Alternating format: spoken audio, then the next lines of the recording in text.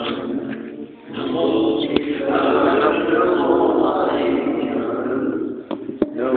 वैशाय नमो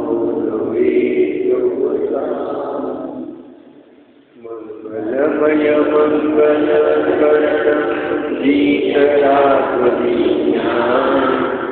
नमो कालिजाते हरहंताय महान कलिमंगल करियो महाग्रंथ कर्णकोरा जाते समान भावे जगदना भावे जगदना।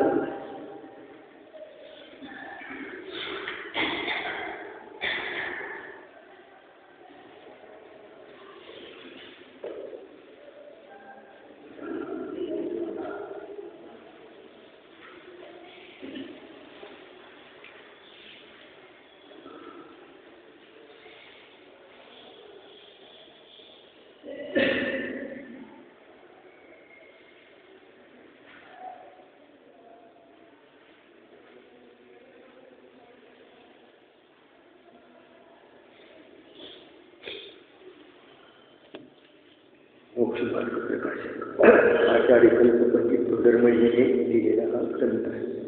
पाचवा अधिकार विविध मत समीक्षा। बहुविधी मिथ्या गहन मलिन प्रयोग भाव लाखो हो भाव सहज रूप धरेगा।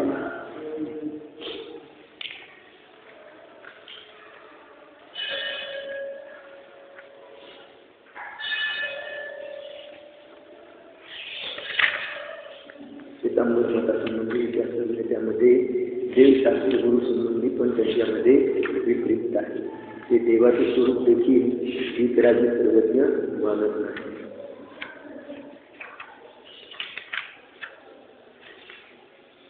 देवाचं अन्यथा स्वरूप नंबर 149 फिर वे कहते हैं सुरुवातीला फिर वे कहते हैं सिद्धांत में केवली के क्षुदादि 11 परिचय कहे हैं, इसलिए उनके क्षुदादि का सद्भाव है तथा आहारादि बिना उनकी उपशांतता कैसे होगी, इसलिए उनके आहारादि मानते हैं। हमें आहारादि का मानतो त्याचा तरी खुलासा केला। सिद्धांतामध्ये केवलीचे क्षुदादि 11 परिचय सांगितलेले आहेत, एकादशीची नाही। 17 सूत्र आहे ना एकादशीची। क्षुधा परिचय आहे त्यांना, म्हणजे क्षुधा परिचयाची भूक कशी आहाराधिकाशिवाय मिटेल का, म्हणून आम्ही आहार घेतात असं मानतो, असं त्यांचं शंका आहे। इसलिए उनके क्षुधाधिक का सद्भाव है, क्षुधाधिकाचा सद्भाव आहे आणि आहाराधिकाशिवाय त्याची उपशांतता कशी होऊ शकेल, इसलिए उनके आहाराधिक मानते हैं, म्हणून आम्ही केवलीचा आहार वगैरे 150 आहाराधिक मानतो असं त्या ठिकाणी श्वेतांबर म्हणत आहे। समाधान कर्म प्रवृत्तियों का उदय मंद तीव्र तेज सहित होता है। वहाँ अतिमंद उदय होने से उस उदय जनित कार्य की व्यक्तता भाषित नहीं होती, इसलिए मुख्यता से अभाव कहा जाता है। कर्म प्रवृत्तीचा उदय कसा असतो, तीव्र मंद असू शकतो। अतिमंद उदय असल्या कारणाने उदयजनित कार्याची व्यक्तता भाषित होत नाही। अतिमंद उदय आहे त्यामुळे त्या ठिकाणी कार्याची व्यक्तता भाषित होत नाही। या अपेक्षेने मुख्यतेने त्याचा अभाव म्हटला जातो। ठीक आहे ना, सम्यक दर्शन झालं, त्याचं कर्म थोडंसं शिल्लक राहिलं, त्या अपेक्षेने तो मुक्त झाला। सम्यक दर्शन झालं, त्याचे भाव थोडे राहिले, अशा प्रकारे म्हटलं जातं। परंतु जोपर्यंत जेवढे रागाधिक आहे तेवढ्या अंशाने आहे, पण उदय अल्प राहिला, अनंत संसाराला कारणभूत अनंतानुगुणी कर्म त्याच्याजवळ शिल्लक राहिलेलं नाही आणि अनंत संसाराला कारणभूत असं कर्म पण तो बांधत नाही, असे कषाय भाव पण तो करत नाही। तसं या ठिकाणी उदय आहे त्या ठिकाणी क्षुधाधिक त्या ठिकाणी, परंतु त्या ठिकाणी त्याची व्यक्तता का भाषित होत नाही, तर अतिमंद उदय आहे त्या अपेक्षेने त्याचा अभाव म्हटला गेला। सम्यक दृष्टीचं त्या ठिकाणी 99% संसार मिटला असं म्हटलं जातं। त्या अपेक्षेने या ठिकाणी अल्प उदय असल्या कारणाने त्या ठिकाणी त्याची व्यक्तता भाषित होत नाही। तारतम्य से सद्भाव कहा जाता है। जैसे 90 गुणस्थान में वेदादिक का उदय मंद है, 90 गुणस्थानामध्ये वेदादिकाचा उदय आहे, 90 गुणस्थानापर्यंत वेद आहे, वहाँ मैथुनादि क्रिया व्यक्त नहीं है, इसलिए वहाँ ब्रह्मचर्य ही कहा है. त्या ठिकाणी मैथुनादि क्रिया त्या ठिकाणी व्यक्त नाही, त्यापेक्षा त्या ठिकाणी ब्रह्मचर्य म्हटलेलं आहे. तारतम्य में मैथुनादि का सद्भाव कहा जाता है. उसी प्रकार केवली के असाता का उदय अति मंद है, क्योंकि एक एक कांड में अनंत विभाग अनुभाग रहते हैं. ऐसे बहुत अनुभाग कांडकों से वो गुण संक्रमणाधिक से सत्ता में असाता देखने का अनुभाग अत्यंत मंद हुआ है. त्याच्यामध्ये की असाता देखण्याचा जो अनुभाग आहे तो अति मंद झालेला आहे. जो अल्प आहे तो सातामुखाने उदयात येतो आहे. उसके उदय में ऐसी क्षुधा व्यक्त नहीं होती कि जो शरीर को क्षीण करे, आणि त्याच्या उदयामध्ये अशी क्षुधा उत्पन्न होत नाही की जी शरीराला क्षीण करे. और मोह के अभाव से क्षुधाजनित दुःख भी नहीं है. आणि मोहाचा तर अभाव झालेला आहे. त्या ठिकाणी 12 गुणस्थानातच मोहाचा अभाव केलेला आहे, आणि त्यामुळे उपशम आणि पूर्ण अभाव म्हणजे 12 वितराग गुणस्थान 12 आहे. 12वं गुणस्थान वितराग. 12व्या गुणस्थानामध्ये मोहाचा पूर्ण अभाव झाला. आणि याच्या चारित्र्य प्रगट झालं.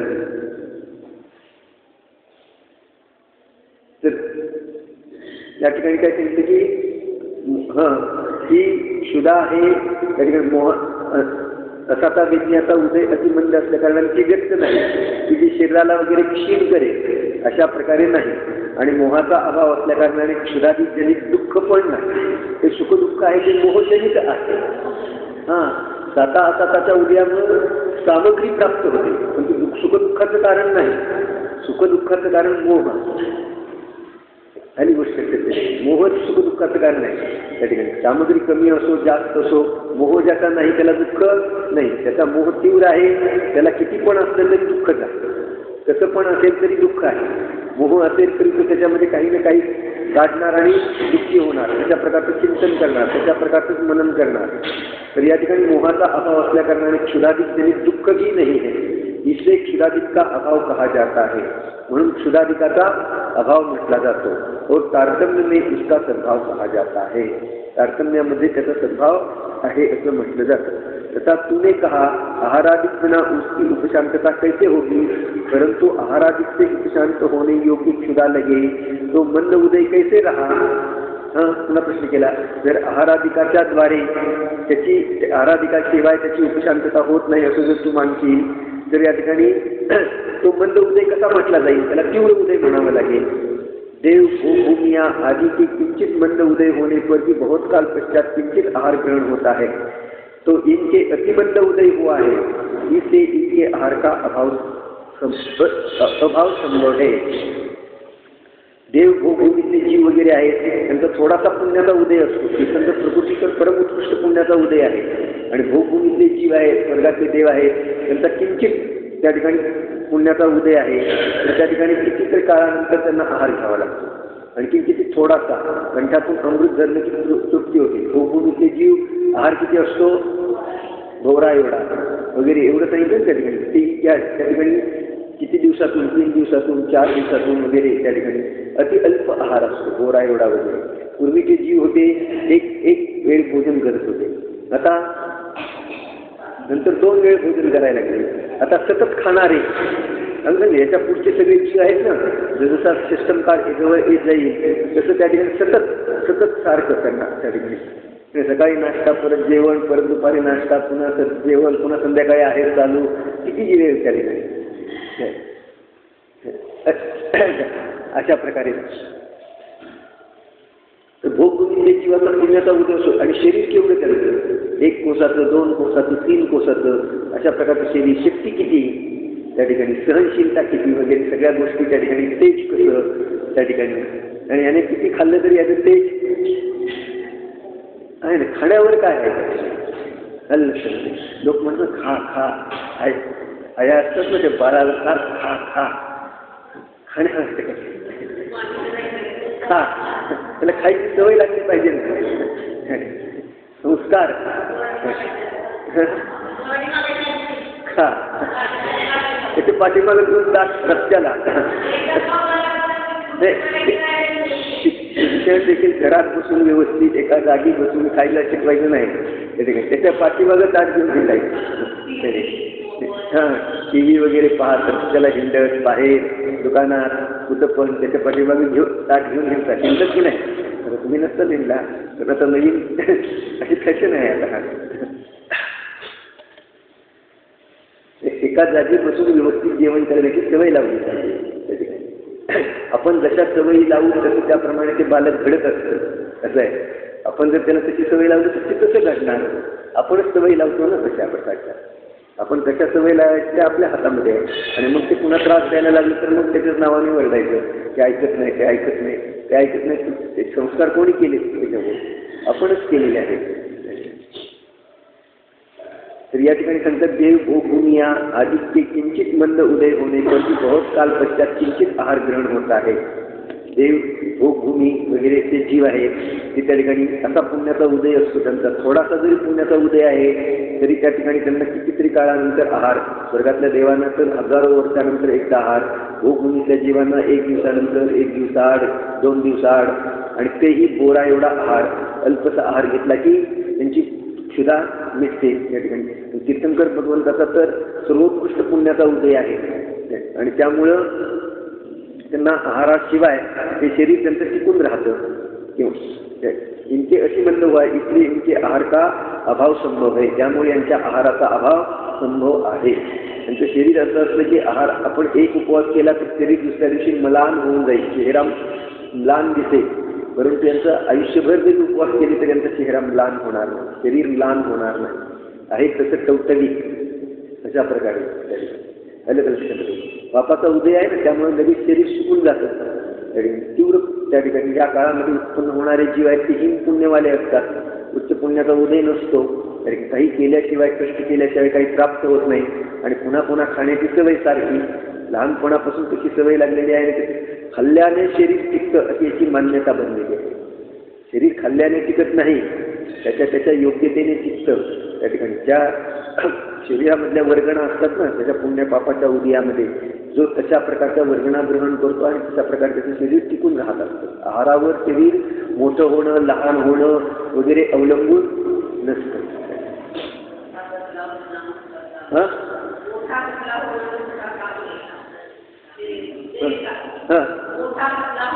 हे आपलं काम नाही.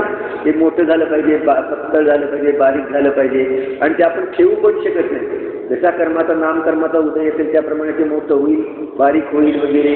त्या ठिकाणी अज्ञानीची तर अशी मान्यता खाण्यावर जितकं जास्त खाईल तितकं मोठा होईल अशी त्याची मान्यता असते. पण असं काही नाही.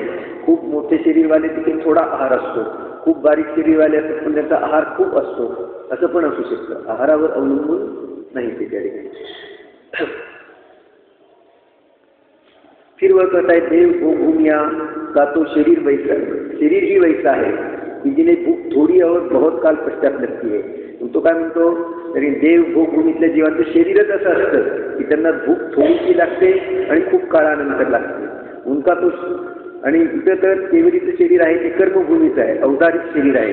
इसलिए इनका शरीर आहार बिना देशोन्यून कोटी पूर्वपर्यंत उत्कृष्ट रूप से कैसे रहता है. आणि हे तर केवलीचं शरीर आहे ते कर्मभूमी आहे, औदारिक शरीर आहे आणि मग ते 8 वर्ष कमी 1 कोट पूर्व इतक्या काळपर्यंत कसं राहू शकेल असं शंकाकारामध्ये त्यांचं म्हणणं आहे. ग्रह क्षेत्रामध्ये वगैरे किंवा इतर चतुर्थ काळामध्ये एखाद्या जीवाला केवळ ज्ञान झालं आणि त्याचं उत्कृष्ट आयुष्य 1 कोट पूर्व आहे. 8व्या वर्षी केवळ ज्ञान झाल्यानंतर जसं शरीर आहे तसं 1 कोट पूर्वपर्यंत तसंच्या तसं टिकून राहतं. त्याच्यामध्ये इतक्या काळपर्यंत ते आहाराधिक करत नाही तरी शरीर आहे तसं बनून राहतं. तर याला शंका पडली की मग ते शरीर आहे ते औदारिक शरीर आहे ना त्या ठिकाणी. आणखी कर्मभूमी जे आहे त्या ठिकाणी भोगभूमीचं शरीरामध्ये कसं योग्यता आहे किंवा देवाच्या शरीरामध्ये कशी योग्यता आहे, भोगभूमीचं शरीर कसं टिकून राहतं असं शंकाकाराला म्हणणं आहे. समाधान देवादिक का भी शरीर वैसा है सो कर्म के ही निमित्त से है. देवाचं शरीर देखील जे तसं आहे ते कर्माच्या निमित्तात आहे. यहाँ केवल ज्ञान होने पर ऐसा ही कर्म का उदय हुआ जिससे शरीर ऐसा हुआ कि उसको भूख प्रकट होती ही नहीं. केवल ज्ञानाधिक झाल्यानंतर त्या ठिकाणी कर्माचा उदय पण असा आहे की त्या ठिकाणी त्या शरीरामध्ये भूक तहान वगैरे उत्पन्न होत नाही. जिस प्रकार केवल ज्ञान होने से पूर्व केश न बढ़ते थे, अब नहीं बढ़ते, छाया होती थी, अब नहीं होती, शरीर में निगोद थी, अब उनका अभाव हुआ. केवल ज्ञान झाल्यानंतर शरीर पण परम औदारिक बनलं. रक्त लाल आहे ते देखील कसं बनलं, त्या ठिकाणी दुधासारखं शुभ्र बनलं. त्यामध्ये ज्या अनेक पेशी वगैरे होत्या त्या ठिकाणी 12व्या गुणस्थानामध्ये तिसरं शुक्ल ध्यान धारण केल्याबरोबर दुसरं नाही का, दुसरं शुक्ल ध्यान धारण केल्याबरोबर शरीरातल्या सर्व पेशी नष्ट झाल्या त्या ठिकाणी. अशा प्रकारे शरीरामध्ये देखील अशा प्रकारे कर्माच्या उदयामध्ये अवस्था, अशा प्रकारच्या अवस्था होतात. 5 नंबर 150 त्या ठिकाणी सावली पडत नाही केवली भगवंताच्या शरीराची वगैरे, अशा प्रकारे होतं त्या ठिकाणी. केस नख वाढत नाही त्या ठिकाणी. शरीर में निगोद की उनका अभाव हुआ. बहुत प्रकार से जैसे शरीर की अवस्था अन्यथा हुई, उसी प्रकार आहार बिना भी शरीर जैसे का तैसा रहे ऐसी ही अवस्था हुई. आणि ही पण एक अवस्था प्रगट झाली की आहाराशिवाय ते शरीर जसंच्या तसं टिकून राहतं किती काळपर्यंत. प्रत्यक्ष देखो, औरों को जरा व्याप्त हो तब शरीर शिथिल हो जाता है और इनका आयुपर्यंत शरीर शिथिल नहीं होता. तर दुसऱ्यांना थोडंसं जरी एका व्रत उपवास पडला, खायला मिळालं नाही एखाद्या वेळेला, तर लगेच त्यांच्यामध्ये शिथिलता येते त्या ठिकाणी. आणि यांचं आयुपर्यंत शरीर शिथिल होत नाही. या जीवांचं शरीर आहे, अशा कर्माचा उदय आहे. ते आयुष्यभर आहार घेतला नाही तरी त्यांचं शरीर शिथिल होत नाही अशा प्रकारे. इसलिए अन्य मनुष्यों की और इनके शरीर की समानता संभव नहीं है. अन्य मनुष्य आणि यांच्या शरीराची समानता संभव नहीं. तथा यदि तू कहेगा देवादित्य आहार ही ऐसा है जिससे बहुत साल तक की भूख मिट जाए, किंतु इनकी भूख कहाँ से मिटी और शरीर पुष्ट किस प्रकार रहा, तो सुन.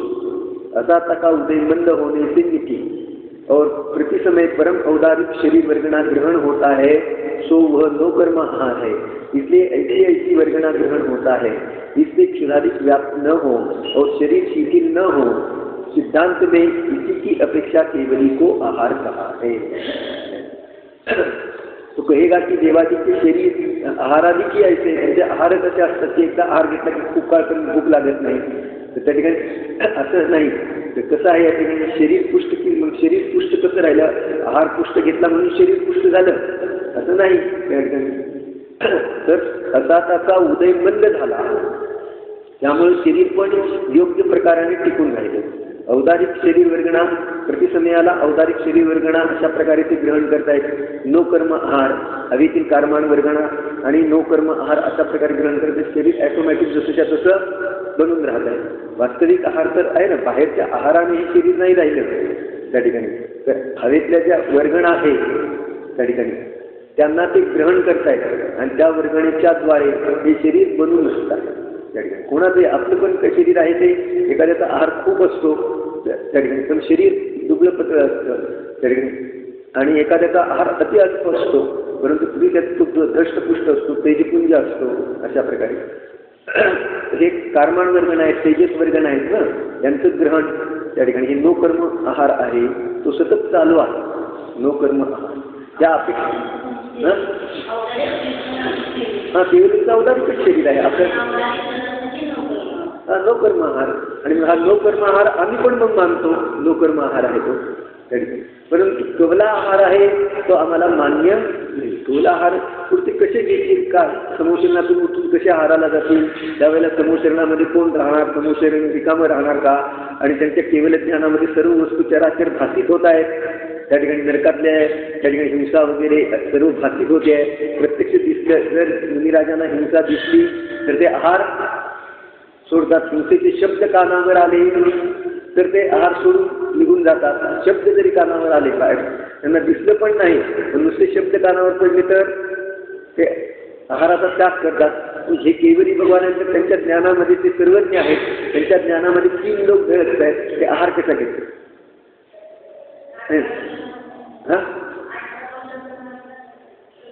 हा म्हणजे ते म्हणतात क्षुधा आहे, त्यांना भूक लागते, हे प्रकरण चालू आहे. ते श्वेतांबर केवलींना आहार मानतात क्षुधा. आणि तुमच्या पण ग्रंथात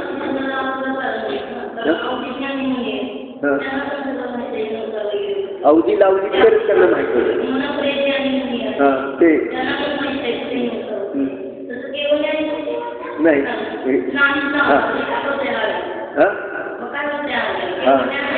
या ठिकाणी केवल ज्ञानीला उपयोग लावल्याशिवाय केवल ज्ञानामध्ये सर्व चराचर वस्तू घडत असतात, त्यांना उपयोग लावावा लागत नाही. तसं अवधिज्ञानी आणि मनपरिज्ञानीचं तसं नाही. त्यांना उपयोग जर लावला की त्यांच्या ज्ञानामध्ये दिसलं तर ते आहार घेणार नाही. ते उपयोग लावला तर ते तर ठीक आहे की हां ते आहे की क्षेत्र आहे, ते झालं त्याचं कारण. पण तुम्ही अवधिज्ञान आणि मनपरिज्ञानाचं सांगितलं तर ते उपयोग लावला तर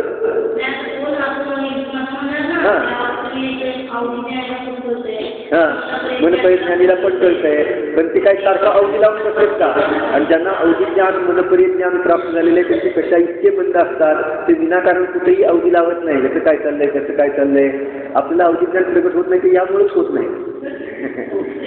काय करत असेल हा दिवसभर सगळे उद्योग सोडून याचं काय चाललंय त्याचं काय चाललंय, याच्या मनात काय त्याच्या मनात काय हेच बघत बसेल ना. मनपरिज्ञानी मुलींना मनपरिज्ञान असतं, पण दर्शन करायला आलेल्या देवाच्या मनात काय ते पाहिजे त्यांचा भाव पण होत नाही.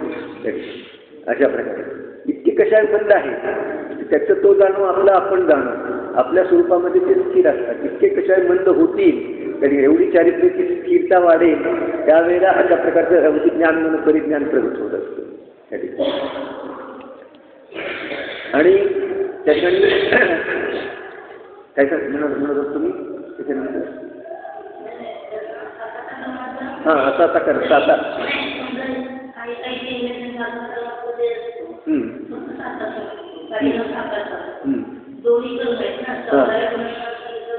ठीक आहे.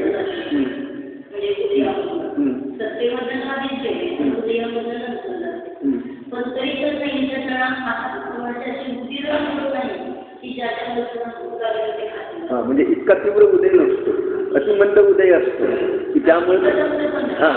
आणि मोहाच्या अभावामध्ये तिकडे लक्ष नाही, मोहाचा अभाव आहे ना, त्यामुळे त्या ठिकाणी ते कार्य करण्यामध्ये ते हतबल आहे. मोहाच्या अभावामध्ये ते कार्य करू शकत नाही, की त्यांना सुख दुःख उत्पन्न करण्यामध्ये समर्थ होत नाही. अशा प्रकारे तथा अन्नादिका आहार तो शरीर की पुष्टता का मुख्य कारण नहीं है. अन्नादिकाचा आहार शरीराच्या पुष्टतेचं मुख्य कारण नाही. हे आलं बघा, जी आपली मान्यता असते ना, आहार खूप घेतला की खूप शरीर मोठं होतं, तर आहारात अन्नादिका आहार तो शरीर की पुष्टता का मुख्य कारण नहीं है. प्रत्यक्ष देखो, कोई थोड़ा आहार ग्रहण करता है और शरीर बहुत पुष्ट होता है, कोई बहुत आहार ग्रहण करता है और शरीर क्षीण रहता है. कोणी थोडासा आहार घेतो तरी शरीर खूप पुष्ट राहतं. कोणी व्रत नियम त्याचं पालन करतं तरी शरीर व्यवस्थित राहतं. आचार्य शंकरसागर महाराज आहे ना, दीक्षा घेण्याच्या आधीचा आणि दीक्षा घेतल्यानंतर 6 महिन्याच्या नंतरचा फोटो पाहिला तर त्यांची तब्येत सुधारलेली होती. त्यांनी एक वेळ आहार घेऊन देखील तसं आहे त्या ठिकाणी. तर साता असाचा उदय त्याचं नामकरण आहे ना, कालच सांगितलं, कालचा परवा सांगितलं ना, की शरीर राहणं हां आरोप, हे आरोपित कथन आहे.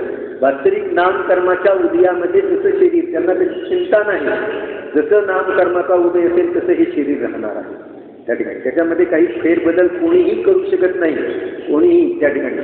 तेवढं शरीर जेवढ्या उंचीचं, जेवढ्या जाडीचं, जसल्या रंगाचं तसल्या रंगाचं शरीर त्याला प्राप्त होणार. त्याच्यामध्ये कोणीही फेरबदल करू शकत नाही. फेरबदल करण्याचे जे भाव आहे ते तीव्र मोहाशिवाय होत नाही. याच्यामध्ये बदल झाला पाहिजे. कित्येक लोक आहेत ना त्या ठिकाणी प्लास्टिक सर्जरी करून चेहऱ्यामध्ये बदल करतात, तीव्र मोहाशिवाय हे भाव होत नाही त्या ठिकाणी. आणि प्लास्टिक सर्जरी करून जर त्याचे होणार असेल, साता कर्माचा उदय असेल तर बदल होताना दिसतो. असाता कर्माचा उदय असेल तर त्याच्यामध्ये विद्रुपता पण उत्पन्न होताना दिसते त्या ठिकाणी. कॉस्मेटिक्स लावून सुंदर होण्याचे भाव असतात. साताचा उदय असेल तर थोडासा फेरबदल मनाप्रमाणे होताना दिसतं. असाताचा उदय असेल तर त्याची ॲलर्जी वगैरे येते, चेहरा पुन्हा काही काळानंतर विद्रूप होताना त्या ठिकाणी भासित होतो त्या ठिकाणी. अशा प्रकारे परंतु याची अशी मान्यता असते ना की आपण याच्यामुळे शरीर चांगलं दिसेल, याच्यामुळे चकचकीत दिसेल, याच्यामुळे सुंदर दिसेल वगैरे. पण मग नामकरण कुठं गेलं? तुझं नामकरण सगळं निरर्थक झालं त्या ठिकाणी. नटण्या तटण्याचे जे भाव असतात त्या ठिकाणी शरीराचे आहे ना त्या ठिकाणी, एक तर असं कर्म बांधून तो आलेला आहे की आता पण तशाच प्रकारचा उदय आहे, त्यामुळे त्याला तशा प्रकारचे भाव पण होतात आणि तशा प्रकारचे भाव पडतो आणि पुन्हा तशा प्रकारचं कर्म बांधून अशा प्रकारे शरीरामध्ये अति आसक्तता त्या ठिकाणी आणि त्यामुळे तशा प्रकारचं कर्म बांधलं की अशा प्रकारचं शरीर पुढच्या भवामध्ये प्राप्त होईल त्या ठिकाणी आले आणि शरीराच्या प्रति विरक्तता जो वृत्ती वगैरे बनेल शरीराच्या प्रति विरक्त राहील ते जसं आहे तसं नामकर्माच्या अधीन आहे आपण त्याच्यामध्ये फेरबदल करू शकत नाही अशा प्रकारे जाणून आपला वेळ त्याच्यामध्ये बर्बाद करत नाही त्या ठिकाणी ते त्यांना स्वर्गातलं दिव्य सुगंधित सुंदर शरीर प्राप्त होतं. कोणाला प्राप्त होतं? जे शरीराच्या प्रति निर्मोही आहे त्याचा मोहमंद आहे त्यांना स्वर्गातलं दिव्य शरीर सुगंधित शरीर प्राप्त होतं की नाही होताना दिसतं आहे त्या ठिकाणी.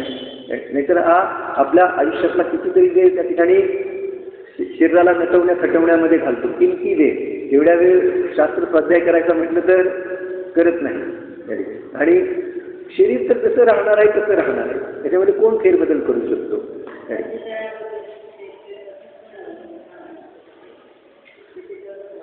हां हां हां हां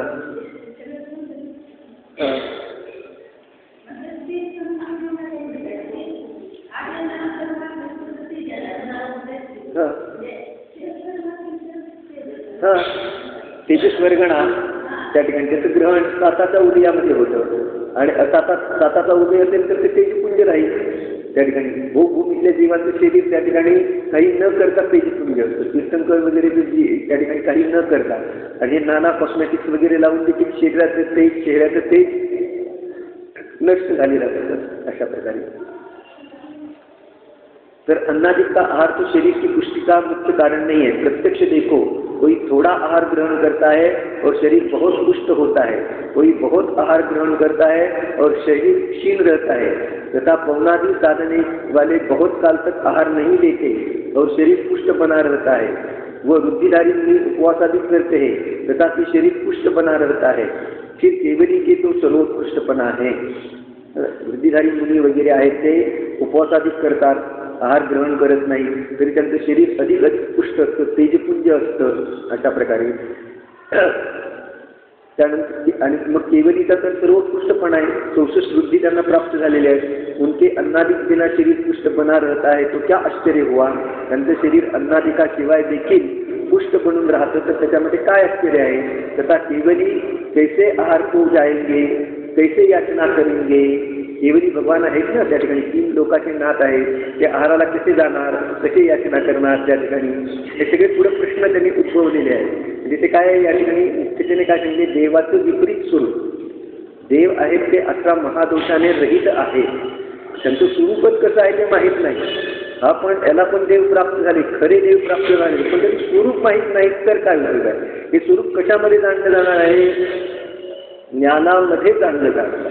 आपल्या ज्ञानामध्ये देव तर खरे आहे ना. चंद्रप्रभू भगवान शांतीनाथ भगवान प्राप्त झाले परंतु याचं स्वरूप जाणलं नाही तर हे कृत्रिम चैत्यालय वगैरे असतात ना सगळीकडे त्या ठिकाणी याच्यामध्ये आज पूजेमध्ये येणार आहे की किती एकूण अकृत्रिम चैत्यालय आहे. हां हां हां बरोबर आहे 8 लाख हां 8,56,97,481 एकूण 3 लोकातील अकृत्रिम शौचालयाची संख्या आहे. त्यामध्ये ऊर्ध्व लोकांमध्ये किती आहेत 458 मध्य लोकांमध्ये आहे. मध्य लोकांमध्ये 458 आणि ऊर्ध्व लोकांमध्ये 84,97,023 ऊर्ध्व लोकांमध्ये म्हणजे त्या ठिकाणी ते जे सूर्य चंद्र तारका वगैरे तिथून ऊर्ध्व लोक त्या ठिकाणी तिथून का मध्य लोक आहेत आणि मग सूर्यचंद्र तारका हां त्यात घेतले नाही. हां व्यंकर देवाचे घेतलेले आहेत ना भवनवासी आणि व्यंकर देवाचे 7,72,00,000 हे अधो हां ज्योतिष्क वाचिंचे घेतले. ज्योतिष्क वाचिंचे जे घेतले हां ज्योतिष्क यंत्राचे घेतलेले आहेत. भवनवासी आणि यंत्रवासीचे 7,72,00,000 आहे.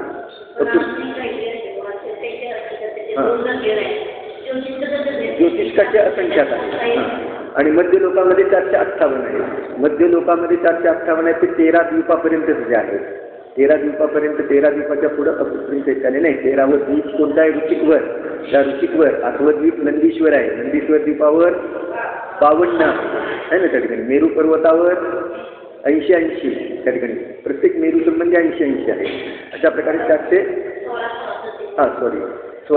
अशा प्रकारे पंचमेरू संबंधी 80 आणि अशा प्रकारे 458 अकृत्रिम काय आहे? चैत्यालय आहे. एकेका चैत्यालयामध्ये 108 प्रतिमा आहेत. 500 धनुष्य उंचीच्या बैठ्या प्रतिमा आहेत. आलं लक्षामध्ये. पाहता क्षणी सम्यक दर्शन उत्पन्न होईल.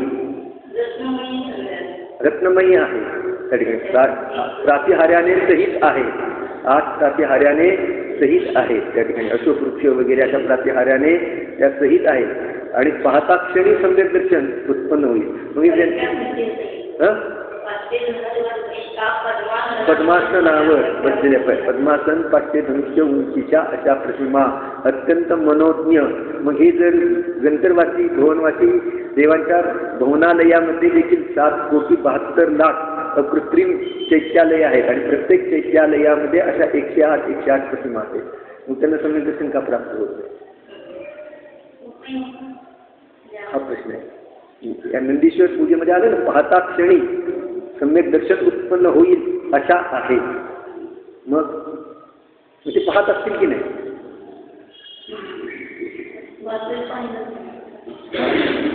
म्हणून आता याच्या आधीच एक वाक्य सांगितलं होतं की याला जिनेंद्र भगवान मिळाले. श्वेतांबराला पण जिनेंद्र भगवान मिळाले. हा दिगंबरात उत्पन्न झाला जिनेंद्र भगवान. जिनेंद्र भगवान जाणले कशात जातात? हा, ज्ञानामध्ये. ज्ञान क्रियेच्या द्वारे धर्म होतो हे याच्यावरून सिद्ध झालं. शरीराच्या क्रियेने तो पाहायला जात असे. लोक त्याला वाजत गाजत नेतात प्रतिमा पाहण्यासाठी वगैरे. तो त्या ठिकाणी तो आपले कुलदैवत पण मानतो त्यांना. परंतु त्या ठिकाणी आपल्या भोगामध्ये वगैरे तो मस्त राहतो. उपयोगपूर्वक हे जिनेंद्र भगवान कसे आहे त्यांचं स्वरूप जाणत नाही.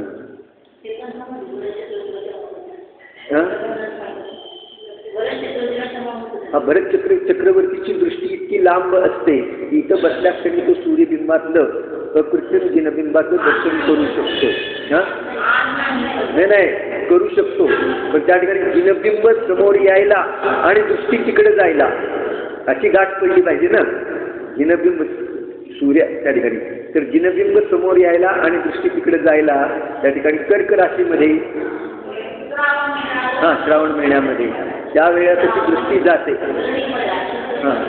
आणि त्यावेळेला त्या ठिकाणी आज जे आपण त्या ठिकाणी एक स्तुत्य कार्यक्रम की नवीन त्या ठिकाणी कृत्रिम जिनचैत्यालयाची पूजा, नवीन पूजा, नवीन तिथीला करणं, त्याच्याद्वारे उत्साह वाढविणं, त्याच्याद्वारे जिनेंद्र भगवंताचं यथार्थ स्वरूप भासित होणं, या सगळ्या गोष्टी महत्त्वाच्या आहेत ना. यथार्थ स्वरूप भासित झालं पाहिजे जिनेंद्र भगवंताचं, तर सम्यक दर्शन उत्पन्न होईल. विकार अनेक प्रकारचे आहेत. विकार रहित अवस्था एक प्रकारची आहे. काय सांगितलं? विकार अनेक प्रकारचे आहेत. विकार रहित अवस्था, विकार अनेक प्रकारचे असल्या कारणाने ते दुःखदायक आहे. विकार रहित अवस्था एक प्रकारची असल्या कारणाने सुखदायक आहे. सिद्ध अवस्था आहे ती विकार रहित आहे. जिनेंद्र भगवंताची अवस्था आहे ती विकार रहित आहे. बाकीच्या सर्व अवस्था आहेत त्या विकार सहित आहेत. मंद विकार असो, तीव्र विकार असो, विकारच आहे ना. पूजा करण्याचा विकार असो, नाहीतर दुकानदारी करण्याचा विकार असो, तो आहे तर विकार आहे. विकाराचं लक्ष करून अविकारी अवस्था प्रगट होत नाही. काय सांगितलं? विकाराचं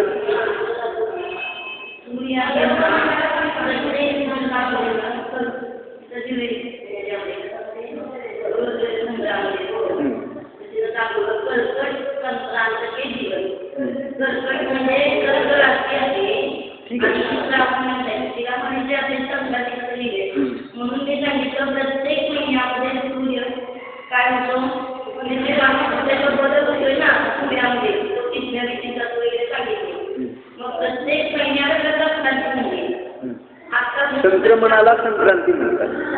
संक्रमणाला संक्रांती म्हणजे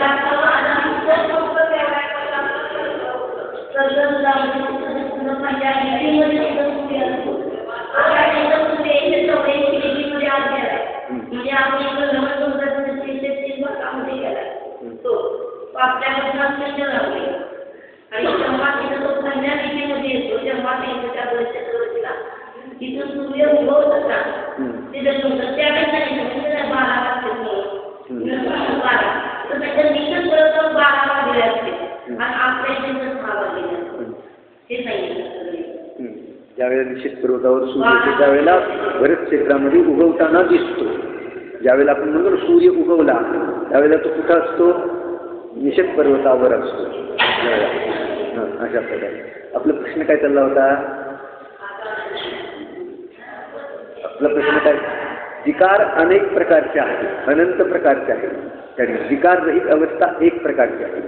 जिनेंद्र भगवंतांना पाहून विकार रहित अवस्था कशी असते, पूर्ण विकार रहित अवस्था त्याचा निर्णय करायचा. विकार मंद असो तीव्र असो, तीव्र विकाराचा आश्रय घेतल्याने तर विकार रहितपणा होत नाही, पण मंद विकाराचा आश्रय करून पण विकार रहितपणा होत नाही. मंद विकार रहित स्वभावाचा आश्रय करे तर विकार रहित अवस्था प्राप्त होते, म्हणजे धर्म प्रगट होतो. धर्म प्रगट करण्याचा उपाय काय? मंद विकार करत करत पुण्य करत करत विकार रहित अवस्था प्राप्त होईल. त्रिकालाच होणार नाही, आजपर्यंत झालेली नाही आणि अजून पण होणार नाही. विकार रहित अवस्था प्राप्त करायची असेल तर जिनेंद्र भगवंताचं स्वरूप जसं विकार रहित आहे तसा माझा स्वभाव पण विकार रहित आहे, पूर्ण विकार रहित आहे. अशा प्रकारे जाणून मानून त्याचं श्रद्धान करेल आणि त्या विकार रहित स्वभावामध्ये एकाग्रता करेल तर तसे याचे विकार क्रमाने नष्ट होतात. विकार रहित बनण्याचा हा एकमात्र उपाय आहे. आतमध्ये अकृत्रिम जिनबिंब प्रगट उपस्थित आहे. बाहेर अकृत्रिम जिनबिंब आहे, ते कोणी बनवलेलं नाही, कोणी बनवत नाही. आणि आतमध्ये हा जो आत्मा आहे तो अकृत्रिम आहे, कोणी बनवलेला नाही. अनादिकालापासून ते जिनबिंब आहे, अनंत काळपर्यंत राहणार आहे. तसं हे जिनबिंब आहे ना, आतमध्ये विद्यमान असलेलं ते अनादिकालापासून आहे, अनंत काळपर्यंत राहणार आहे. जसं आहे तसं